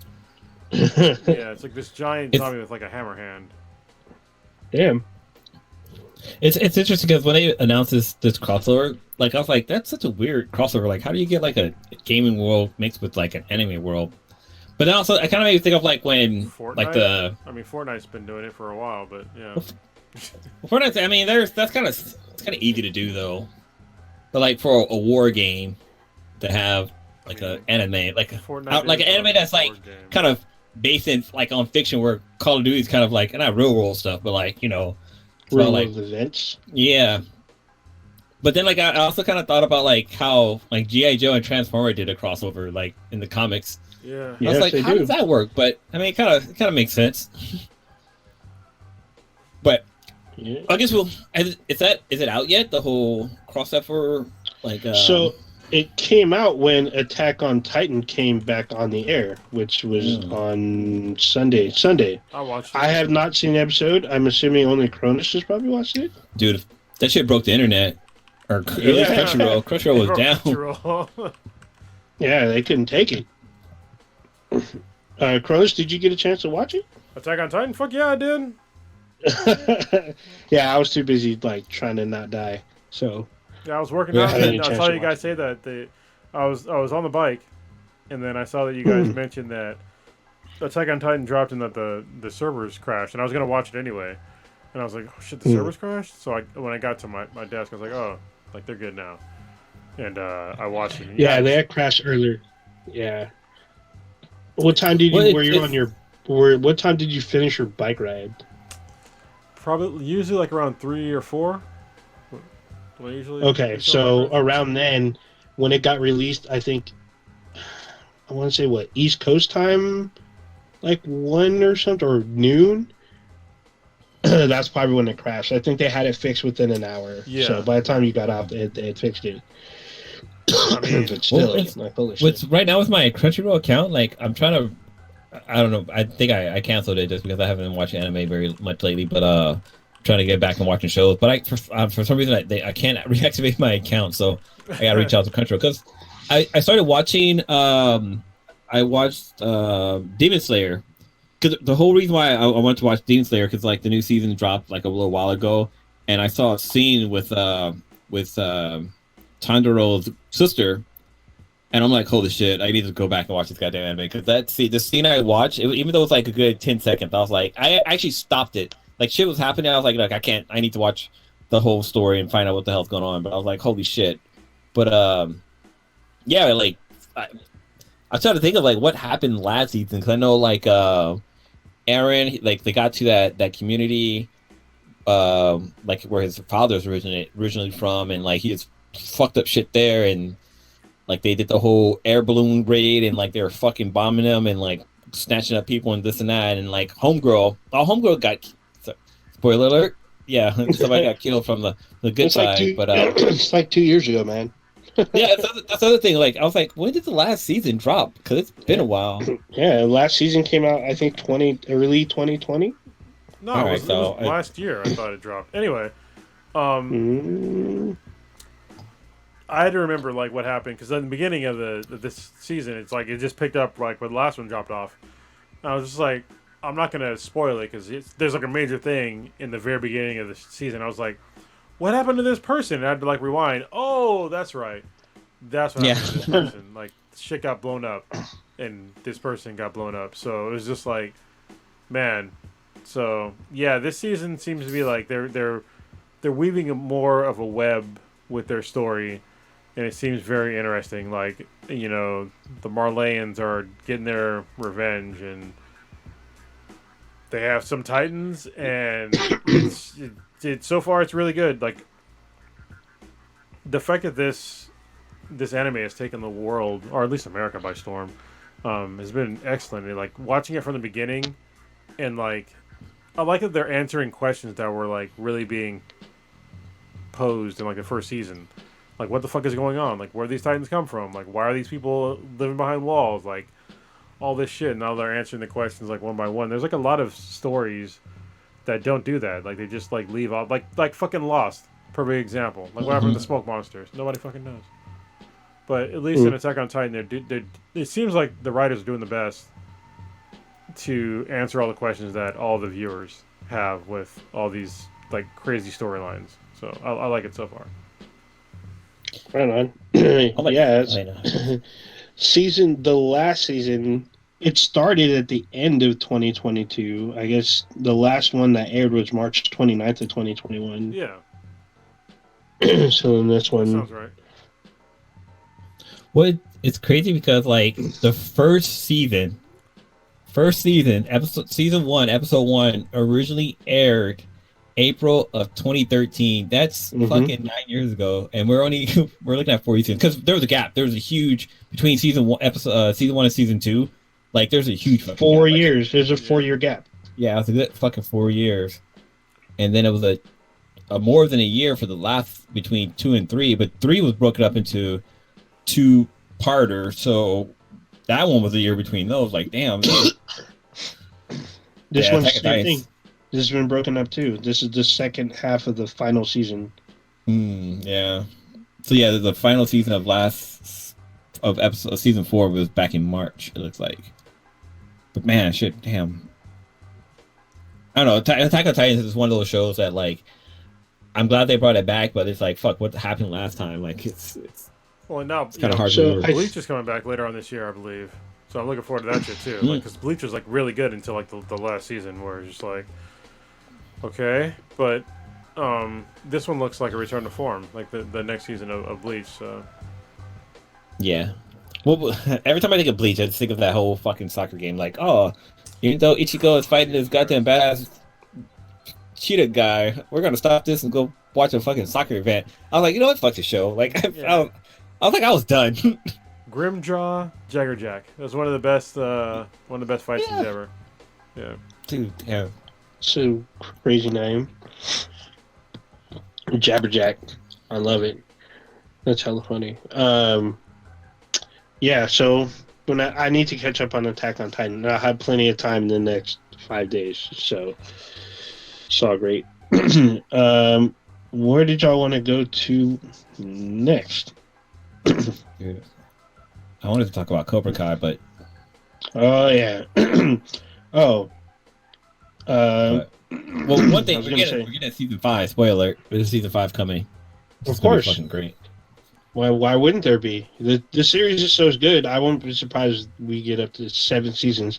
As long as their writing is consistent, we should probably get 7 seasons out of this. Once they start doing shit storylines like aliens come in or something stupid, or like they do a crossover with like I don't know, Double Dragon characters from the movie or some shit.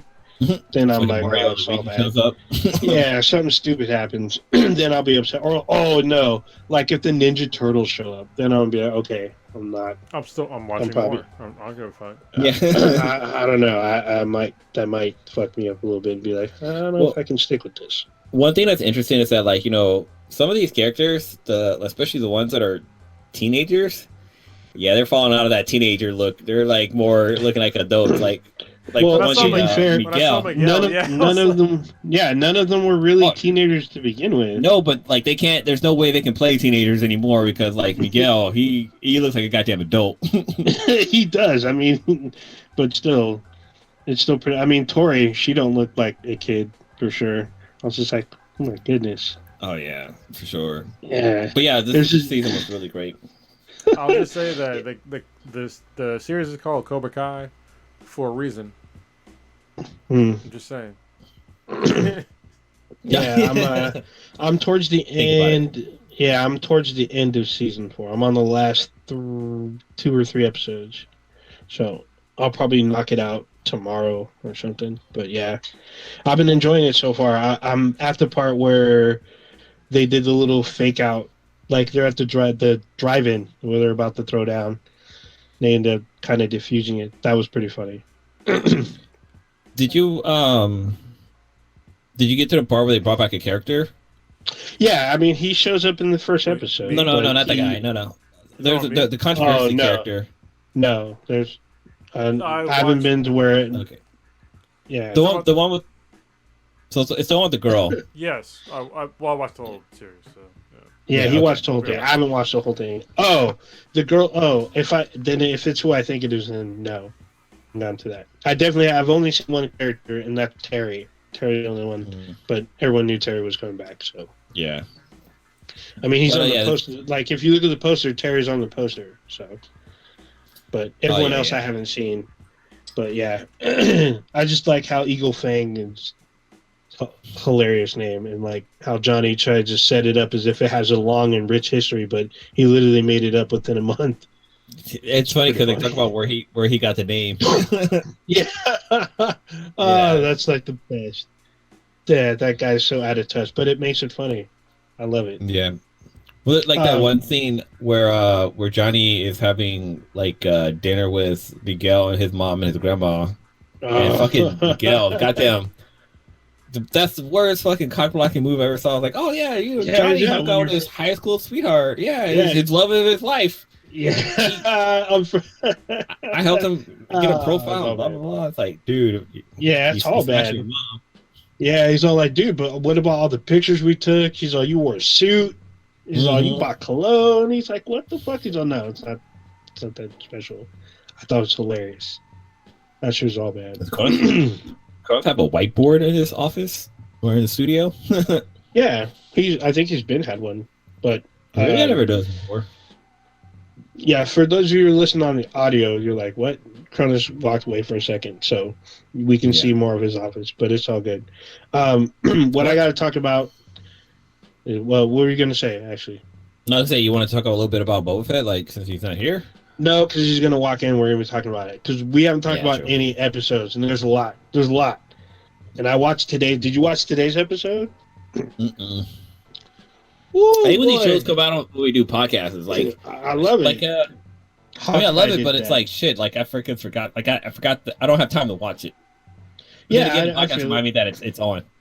Yeah, yeah. I watched it. I watched it. I stay up until like midnight and I'll watch it, and then that's it. But yeah, no, I got to talk about Star Trek Prodigy. No, it's not about Prodigy being in Star Trek. It's so I guess it's a kids show, but there's a bunch of adults that are arguing about it.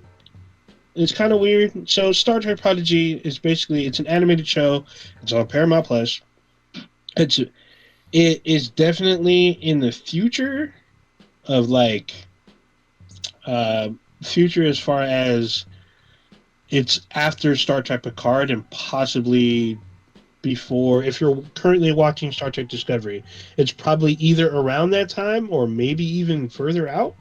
It's unknown. Isn't a captain from Voyager on there? So yes, the captain of Voyager is on the show, but she's not the captain. She's a hologram. She's a hologram assistant. So she's there to help trainees figure out how to fly, like cadets. So she's there to help cadets and to give the captain advice. Yeah, kind of. But she shows up in true form, and she's voiced by Kate Mulgrew. The ship is a prototype ship.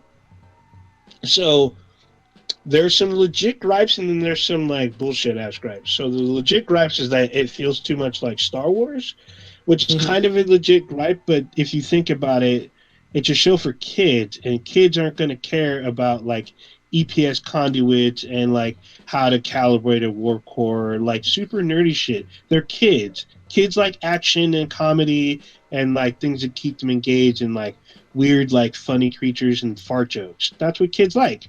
So that's what they kind of incorporated. I mean, there is a very, very, very reminiscent character. It's a character that looks very much like General Grievous, but he sounds like Darth Vader. And he has a master, I guess.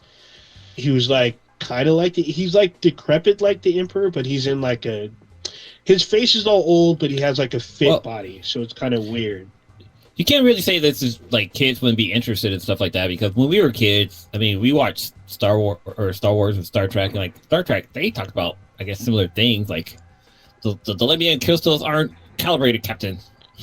Yeah, that's what I'm saying. The show does not talk about that. The show does. The show does some actually kind of. No, they don't. In fact, the show starts out with kids being enslaved. I mean, you can argue that they're indentured servants, but they're pretty much slaves, and they kind of break away from their enslavement by finding the ship and escaping on it. They don't steal the ship.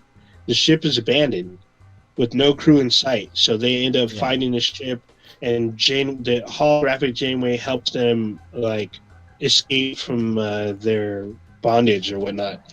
So it's kind of weird because they are kids, and like when you're watching the show, the way that they are kept, like I guess, the way that they're kept in line is they're not able to communicate with each other because they don't have universal translators, so they can't communicate. Like universally, they have to speak like using gestures or whatnot, and like the way that the Overlord, he has like I forgot his title, but the way he keeps it that way is to help them from planning escape. You can't escape if you can't like get people on board to help you plan and talk. That's basically what they did with like slaves. Like they got slaves from different fucking tribes so that they could communicate with each other. Exactly, and that's literally the first episode. The first episode is an hour. Wait, what are you talking about? Star Trek Prodigy. Oh, okay. So people were like, grown adults are like, this isn't Star Trek. This doesn't. I'm like, dude, it's a show for kids. Like, yes, it's supposed to be fun and action adventure, but it does have some Star Trek feelings as far as the action and whatnot. And one of the characters does resemble Grievous. Another character kind of has like a similar visage to Emperor Palpatine, but I mean, I think those are kind of minor gripes. But the show itself is, I mean, for a kid show, it's actually pretty entertaining. It does kind of add more to the Star Trek lore a little bit, because like more as you continue to watch, like more Star Trek alumni kind of show up, sort of. At least in the most recent episode, they did. But there's some interesting new stuff with the tech. Like they have a shuttle bay that'll craft whatever shuttle you need. Like if you want like a submarine vessel, or if you want like some kind of flying vessel, you just tell the computer what you want and your specs, and then it builds it within like a minute. Like a 3D so printer. I'm like a 3D printer. What was that? Like a 3D printer. Yeah, literally. Yes, exactly like that. But it's pretty cool. There's a fight scene while it's printing out a shuttle. It's pretty funny. That's pretty cool. Yeah, I think I might have watched part of the first one, or I think Kamek didn't like it, but I'm gonna keep watching it because I really enjoy Discovery. So. Oh yeah. Oh, are you watching Discovery currently? Yeah. I'm not caught up. I'm like 2 episodes behind, I think. But so they hit their mid-season break. So okay. Wait, so you mentioned how like when they can build different vehicles using like 3D printing, but then like they have replicas. Like you can go to the computer, like, computer, I want a fucking bean burrito from Taco Bell from like the 80s, and it'll fucking like replicate it for you. Yeah, replicate. Yeah, no, that's not a complaint. I think it's actually very smart that they incorporated 3D printing like vehicles, and they do it very quickly. I think it's pretty awesome. But it's just funny to me that grown adults are complaining about this is a kids show, a kids fucking show, and kids and adults are saying this isn't Star Trek. I'm all, this is Star Trek for kids. However, some of the subject material is kind of a little bit more teenage-ish, especially since they start off as slaves, so it's a little heavy-handed. But it's still an interesting kind of fun show. It does have a little bit of Star Trek lore to it. But it still has like a little bit of zaniness to it, as expected by a kid's show. So, but it's still kind of interesting, and it's only on Paramount Plus. So, I'm liking it so far. It's kind of weird because it's supposed to be a kid's show, but it is what it is. Well, I think people that are Star Trek fans, I think some of them are not. They don't understand the overall message of Star Trek. It's mostly about altruism and the end of capitalism, and that's hard to digest for a lot of Americans. Let's just be honest. So if you look at the core tenets of Star Trek, they don't even have fucking money in the Federation. Yes, if you want to talk about Latinum, they have Latinum, but the Latinum is only for the Ferengis are the ones that are like super capitalistic and shit like that. It's not like the vast majority of the Federation, and they're all just trying to make all of these different societies better. And when they kind of delve more into that, people get really uncomfortable, and I'm like, it's fucking weird that people think that. And I think that I was watching like some of the reviews on Star Trek Discovery, especially, and it has like 3 stars on I think IMDb or something like that. Like right now, and I'm just like, how the fuck is this show getting 3 stars? Star Trek Discovery is like one of the best sci-fi shows out in a while. It's for me, it's up there with like The Expanse and. Well, The Expanse is one of the latest sci-fi shows, but there was another one too that I was thinking of. Battlestar Galactica, like the latest, like really good one, but that was the latest one is actually a long time ago. So whatever, I'm dating myself.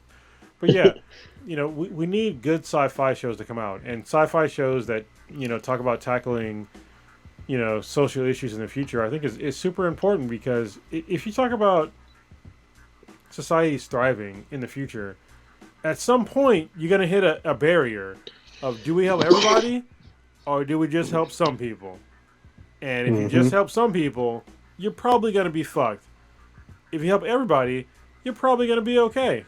So and I think that's one of the main barriers for like a lot of people with these shows is that they're inserting their own sort of misguided social structures into the show.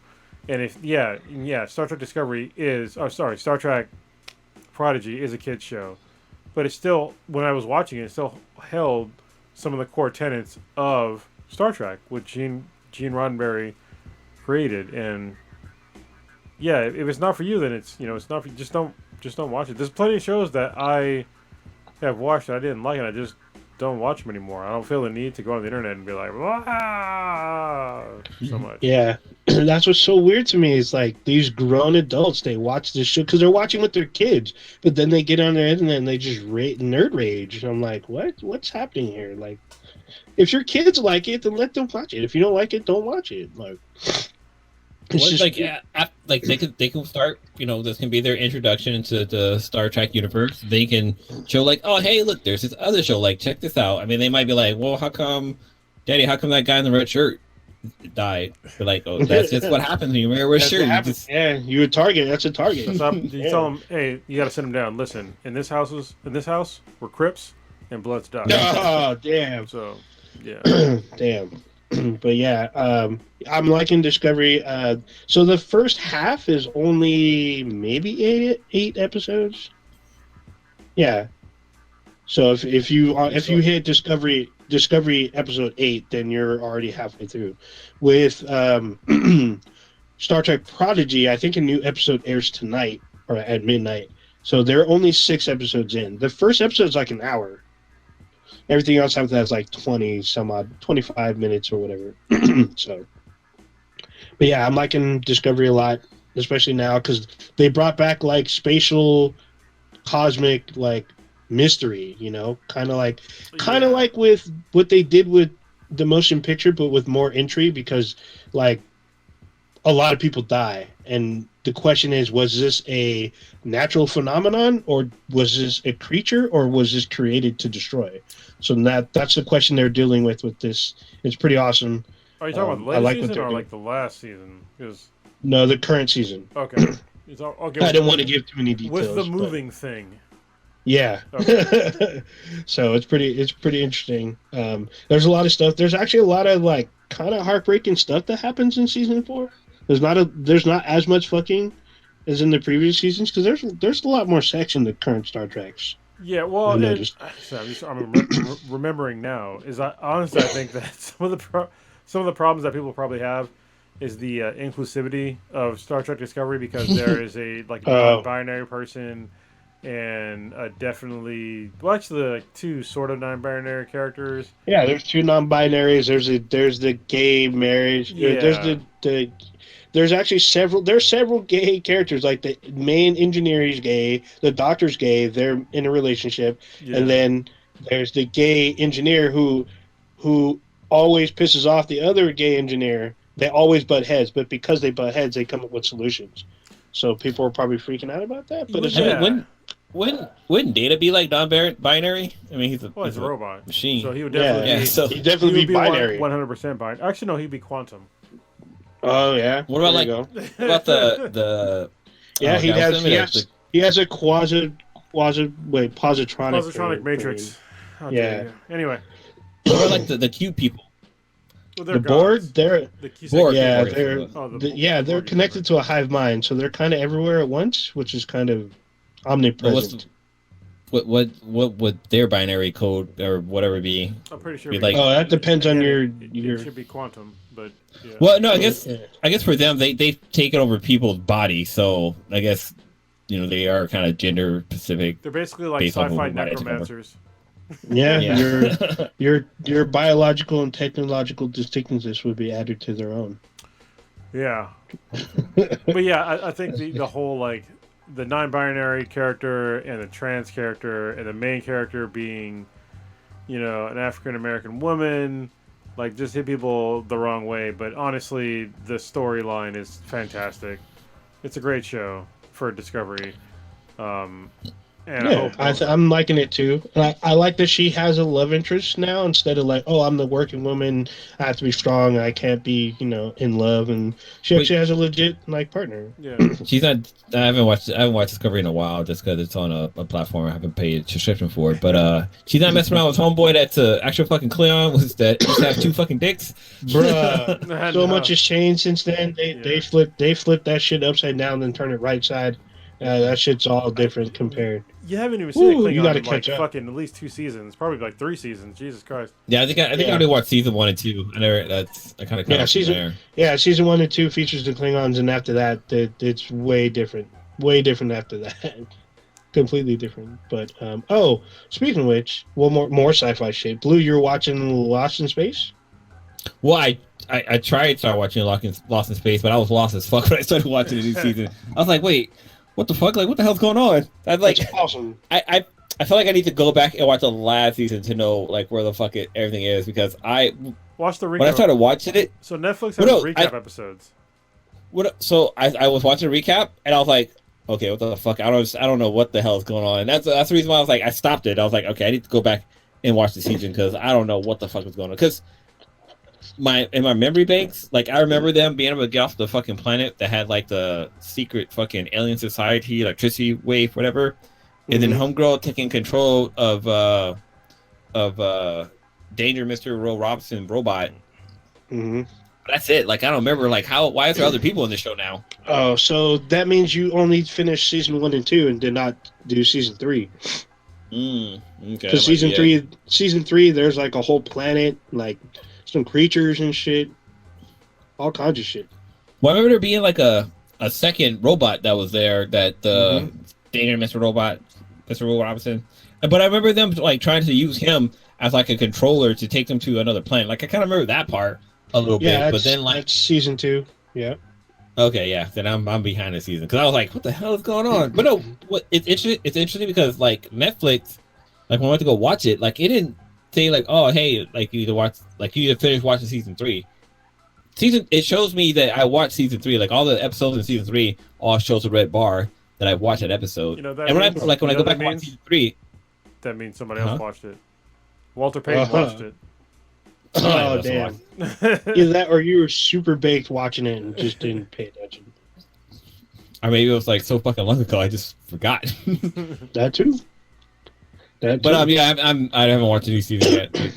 Like, I need to rewatch 3 and then jump into 4. Oh yeah, I managed to finish it. I actually liked how everything ended. I didn't think they'd even be able to pull off the ending that they did. I was like, oh. So I was like, really, how much are you going to be able to tell? And then it kept surprising me every time. I'm like, okay, I'm on board with this. I like this. And then I wasn't disappointed. I really liked it. I liked the way it came out. So that's cool. All right. I'll try to catch up on it. So we need to end this a little bit early because I'm fucking tired. Sounds good. And I have to like edit this video and audio tonight and not fall asleep. Well, so yeah, sorry. I've been trying to get to 500 miles in a month on the bike. So that's a lot of work. It's a lot of time on a bike. I mean, you get to 100 is actually pretty decent. I mean, if you get to 100 in a day and get a centennial, that's pretty fucking. It's epic. I did 31 miles in a day like last week. Yeah, that was a lot. We have to change. We're gonna have to change your intro from choking out on the 3s and 4s to shifting gears on your something. I don't know. I'll get back related. I'll get back to jiu-jitsu hopefully next month at the latest. I fucking hope, but this fucking coronavirus. Honestly, me not doing jiu-jitsu is fucking with my mental health. Riding a bike is helping, but choking somebody is way more helpful. I'm just saying. Way more helpful. 100%. Trying to kill somebody. Or someone, somebody trying to kill me, because over the past year, I've gotten to roll with like a brown belt for more than a few times, and yeah, it's obviously he has the upper hand on me, but we're pretty close to being almost even, and yeah, I miss it, and his family got the Rona recently. So damn. So we couldn't roll over the past couple of weeks. I need to reach out to him and see if him and his family are okay. But yeah, it's like I need to get back to doing it eventually. So yeah. Well, with that being said, like, what else is populating, crackulating until the next podcast? What is populating? I hope that Russian River bottles their fucking Pliny the Younger instead of fucking having us wait in line this year. So I got an email from Russian River today concerning Pliny the Younger, and I misread what they typed. So apparently they are going to do bottles again this year, which is great, but you have to go there in person. They're not going to sell it online.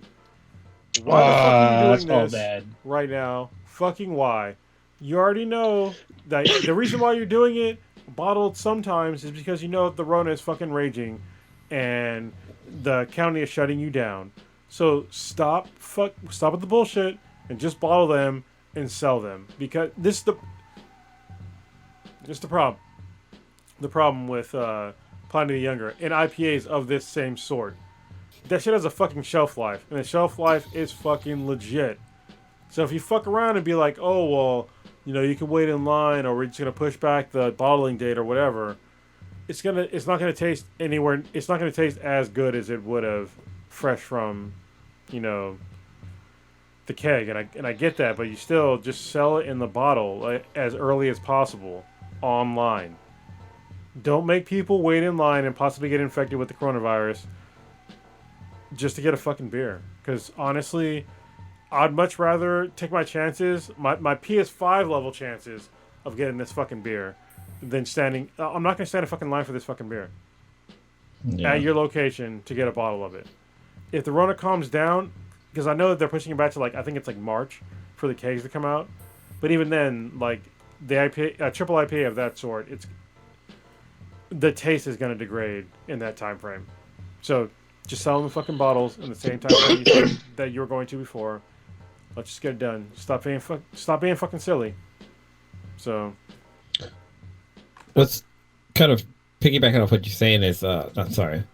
It's going back to the norm. The Younger comes out, it comes out at the same time as SF Beer Week, and missing it again. That was an epic fucking time. All the beers you can drink. We had the SF Beer Week. They start off with what's it called? Opening Beer Fest. Gala. An opening gala. Oh god, that shit was always that shit was always so much fucking fun, with the pretzel necklace and all the different over 100 brew type of beers you can have. Man, I fucking miss those days. Even though I probably couldn't hang as well as I did back then, but yeah, man, it's crazy. Yeah, and the line for the Younger, because they usually have the Younger there, and everybody be in line for the Younger, that everybody rushed toward the Younger. And if you have a chance to if everything go back to normal, getting that VIP pass, that shit's worth it, because you get in I think an hour early. That first hour you just wait in line to get the fucking Younger, but then after that just swarming all the different breweries. It's fucking great. But yeah, man, I wish we can get back to the normal status, because that shit was so much fucking fun. Yeah, I agree. That's all I got. Yeah, go ahead. Ninja, what you got? With your Corona ass. Yeah, just sheltering in place, trying to heal up, and not trying to die. Probably gonna catch up on all this stuff that I'm gonna have plenty of time since I'm not going nowhere. So be watching a bunch of stuff and trying to game. Hopefully, doing more Back for Blood.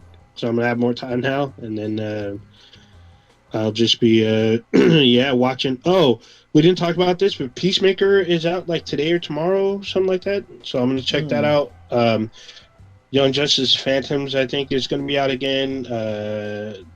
Legend of Tomorrow came back. Oh, and then we didn't talk about Naomi. I didn't get a chance to watch the new CW comic book show that just aired yesterday. And that's weird. But it's yeah, so it's on. I'm going to check it out, see the pilot, see what I think.